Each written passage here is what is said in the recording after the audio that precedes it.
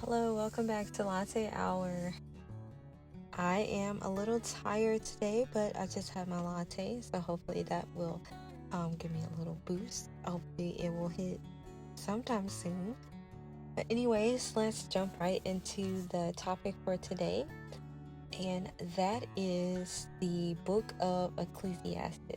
Just a little bit of backstory. I started reading the Bible back in 2020 with the intention of reading it front to back.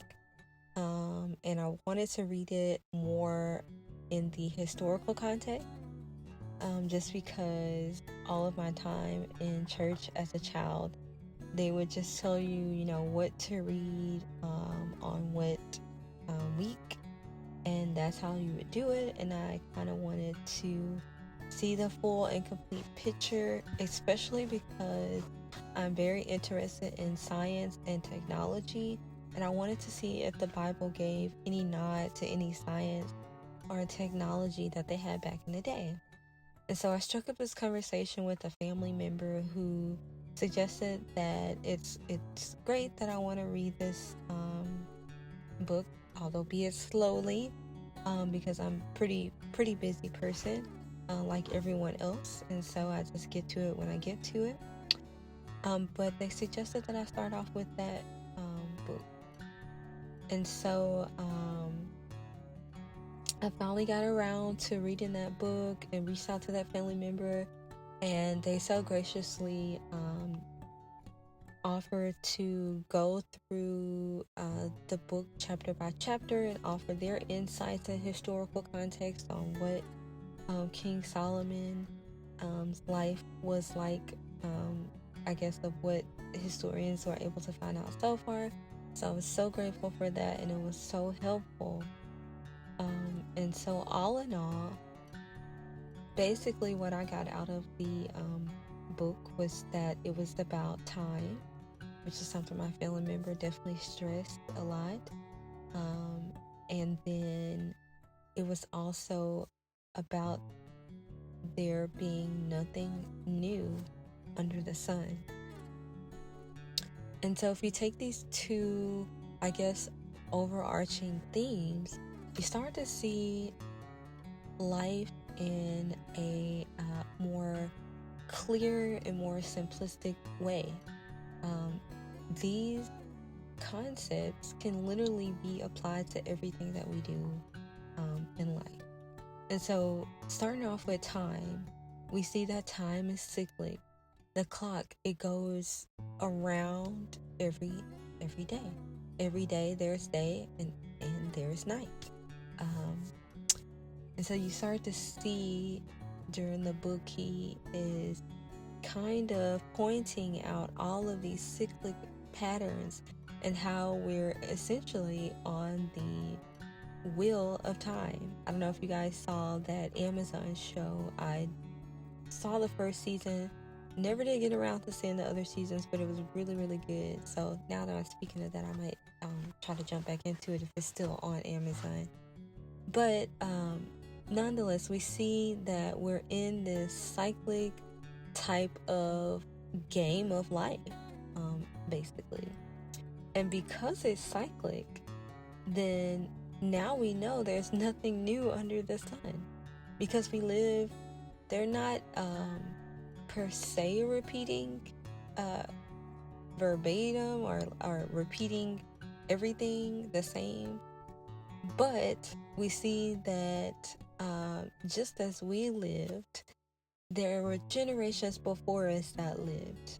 And I guess that's the basis of learning history, is to learn from the past.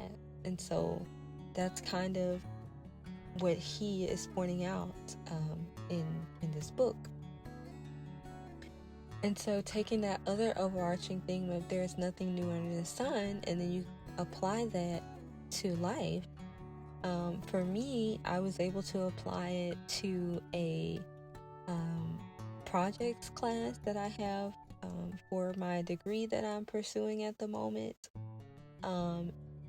It's very heavily technology science-based class, and so as I'm going through all of the problems and trying to critical think of how I'm going to design this or that, I always come back to remembering that there is nothing new under the sun. And that really simplifies the whole design process. The only thing that we're doing now as people is taking ideas that have already been and just mixing and matching them a different way. And so now that I look at problems that way, design problems are, one, so much easier, and two, I'm able to come out with more efficient results, or I guess more improved design results with that in mind. And so if everyone could apply that concept that there's nothing new under the sun to their lives, they would find that through knowing what happened in the past and knowing there's nothing new, again, you could take all these different ideas and just mix and match them differently. So, for instance, if we looked at this in policy, why don't we have universal health care? We can't say it can't be done. We see other countries doing it.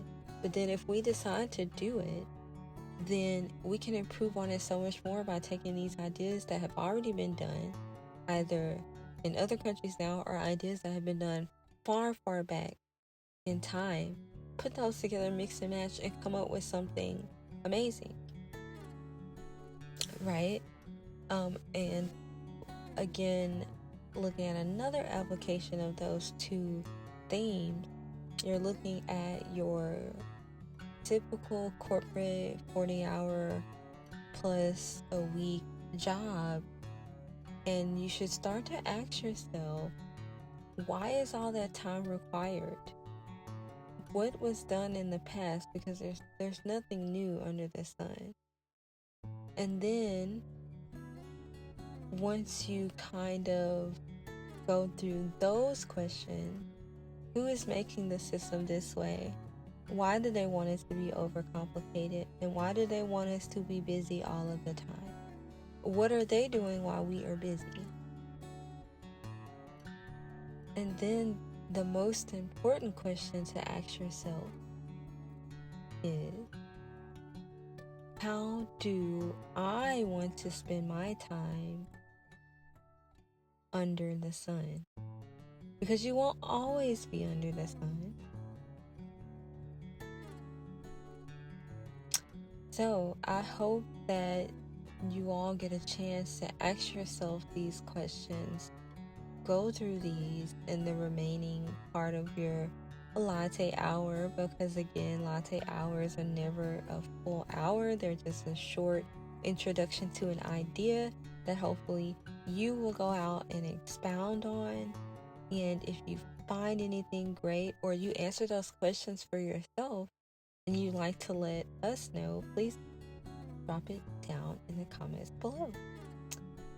And so, as always, guys, hope you're having a nice latte or whatever drink that you prefer, especially because the fall temperatures are kind of sort of starting to set in. They're not sticking, but every other day or so.